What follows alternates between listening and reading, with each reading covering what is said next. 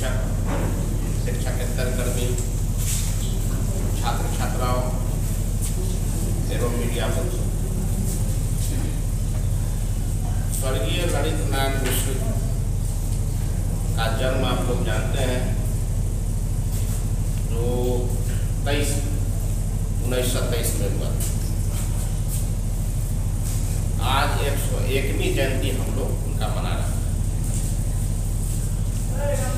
उनके जीवन में 2 तारीख काफी महत्वपूर्ण था। 2 तारीख को ही उनका जन्म हुआ, 2 फरवरी को, और 2 जनवरी को ही बम विस्फोट के ऊपर ग्रेनेड से हमला किया। तो 2 तारीख का जो दिन है उनके लिए ये बहुत महत्वपूर्ण है। आप जितने नई पीढ़ी के लोग हैं,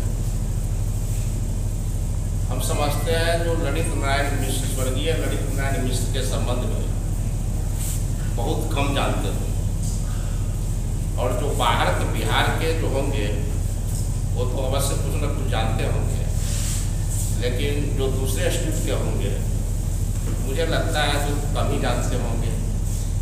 और समस्तीपुर प्लेटफार्म पर अगर गए होंगे कभी, हमको तो लगता है कि बहुत लोग उनका मूर्ति भी नहीं देखे होंगे, जो या गए होंगे तो कुछ लोग देखे होंगे। उनका जो जीवन था, एक तो जान लीजिए वो सहरसा में जन्मे, ये बताया गया।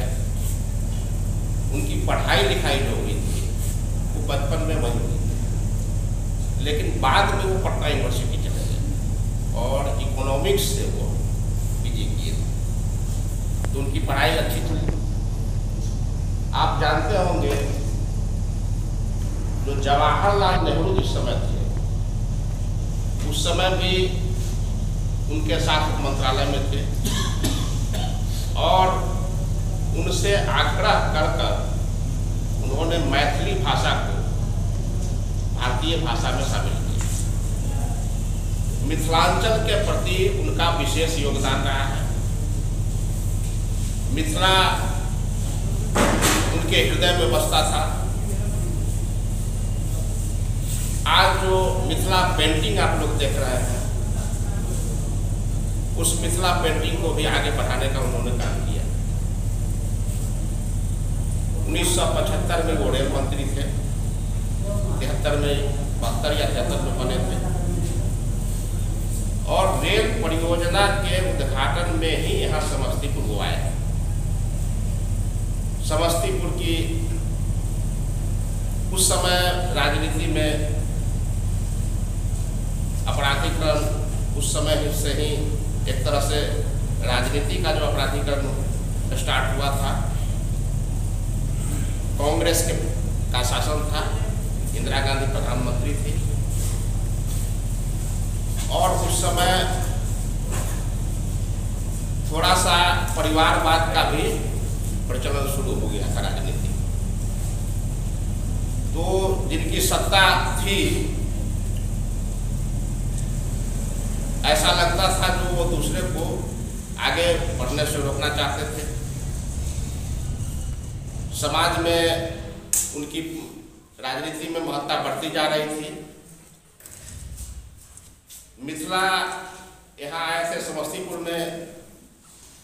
दरभंगा, ये समस्तीपुर से मुजफ्फरपुर जो ट्रेन है, रेलवे लाइन है, उसको बड़ी लाइन में बदलने के लिए, उसका उद्घाटन करने के लिए काफ़ी अच्छी सभा हो रही थी, तालियों की गड़गड़ाहट थी। और जब वो मंच से उतरने लगे तो 2 व्यक्ति थे, एक थे अरुण कुमार मिश्र और अरुण कुमार ठाकुर। उन दोनों ने ग्रेनेड से उनके ऊपर हमला किया। संजोग से अरुण कुमार ठाकुर के बड़े भाई हमारे यहाँ आए, तो उनसे बहुत जानकारी हमको मिलती थी। वैसे ललित नारायण मिश्र, स्वर्गीय ललित नारायण मिश्र के संबंध में तो बचपन से ही हम लोग कुछ न कुछ सुना ही करते थे, क्योंकि बिहार में 2-3 ऐसे विभूतियाँ थी जो बिहार के लिए बहुत गौरव की बात था उस समय।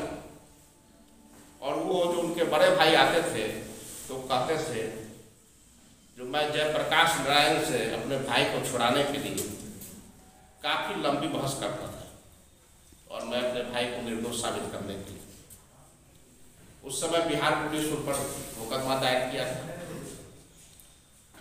लेकिन आप ये देखिए, जो वो रेल मंत्री थे और जब उन पर अटैक हुआ,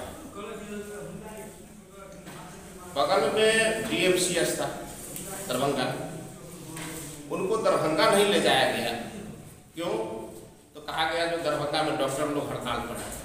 अरे मिथिला के वो थे रहने वाले डॉक्टर लोग हड़ताल पर थे, तो क्या रेल मंत्री को इलाज नहीं करते हो? निश्चित तौर पर करते हैं। डॉक्टर लोग कहे भी, तो अगर हम लोगों को ये सूचना मिल गई होती तो हम लोग निश्चित रूप से उनका इलाज करते। लेकिन इसमें एक साजिश की वो नजर आती है। उनको DMCS नहीं ले जाके रेल से ले जाया गया पटना दानापुर, और रेल मंत्री होते हुए आप सोच सकते हैं जो उनके ट्रेन को रास्ते में कई बार उठाए। आप सोच सकते हैं जो एक उस समय के रेल मंत्री और ये देश के पहले ऐसे कैबिनेट मंत्री थे जिनकी हत्या हुई।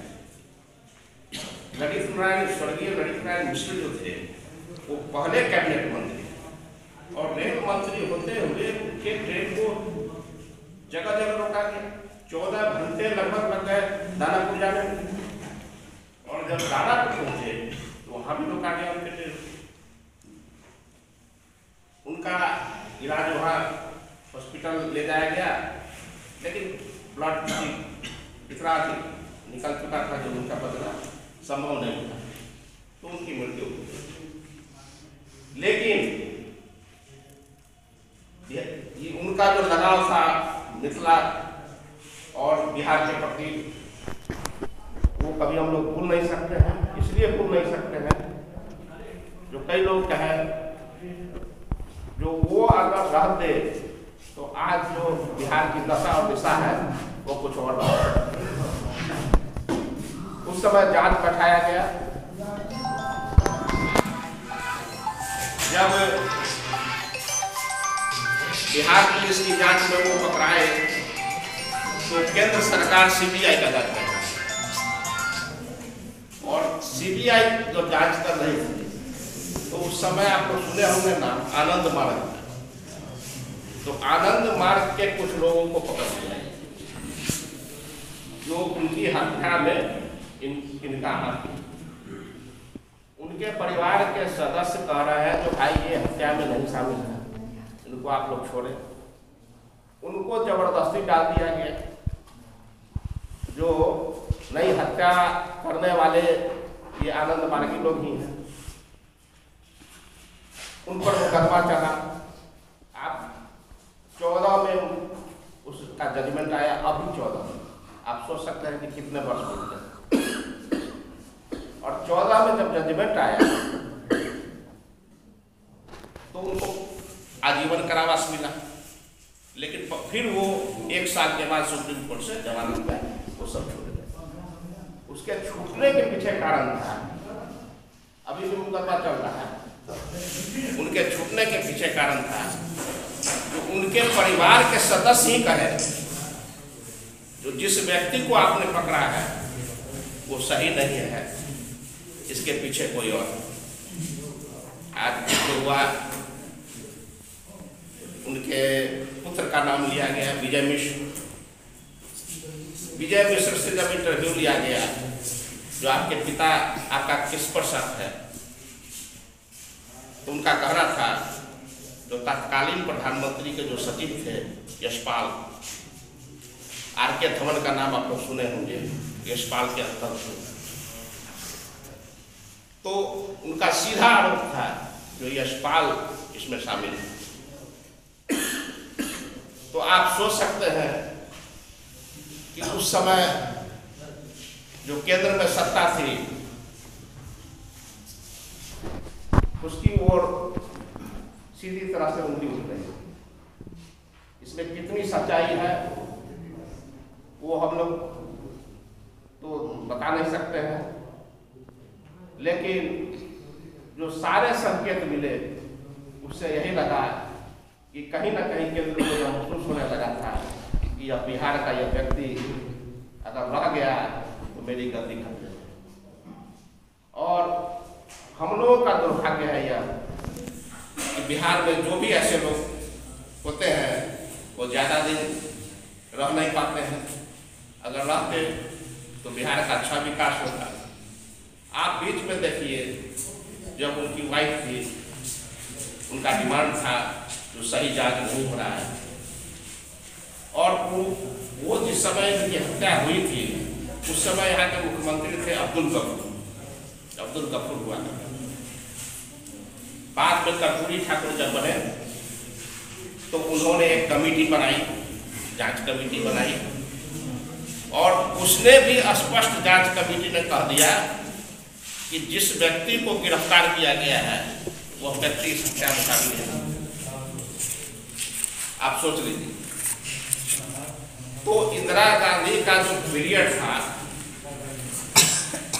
उस समय से उसके बाद, आप लोग उस पीरियड को नहीं देखे, हम लोग देखे हुए हैं, इंदिरा गांधी को भी देखे हुए हैं और उनकी सभा में भी गए। राजनीति का अपराधीकरण बढ़ गया, उसके बाद से चालू हो गया था और उस समय से बढ़ता चला गया, रुका नहीं। तो आज 101वीं जयंती के अवसर पर मैं बिहार और मिथिला के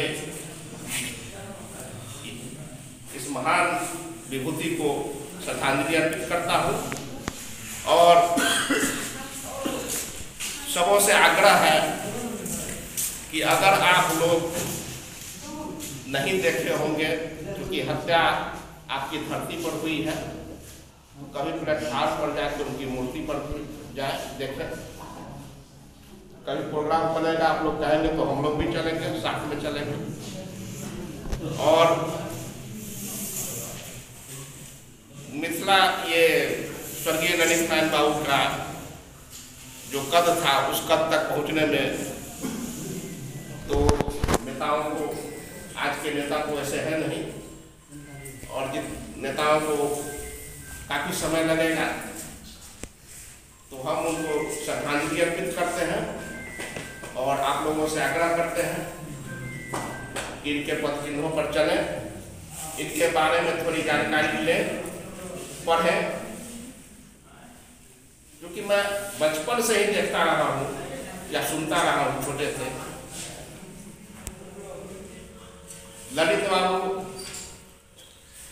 ऐसे थे, उनके कारण ट्रेन चली, उनके कारण ये हुआ। 2-3 मुख्यमंत्री के बारे में हम लोग सुनते थे, जैसे बाद में कुछ बड़े हुए तो भागवत झाजा थे, उनके बारे में थोड़ा सा आप लोग सुनते होंगे। काफी ईमानदार मुख्यमंत्री थे। जब वो हटे सत्ता से तो उनके ऊपर फूलों की बारिश होती थी जनता करते।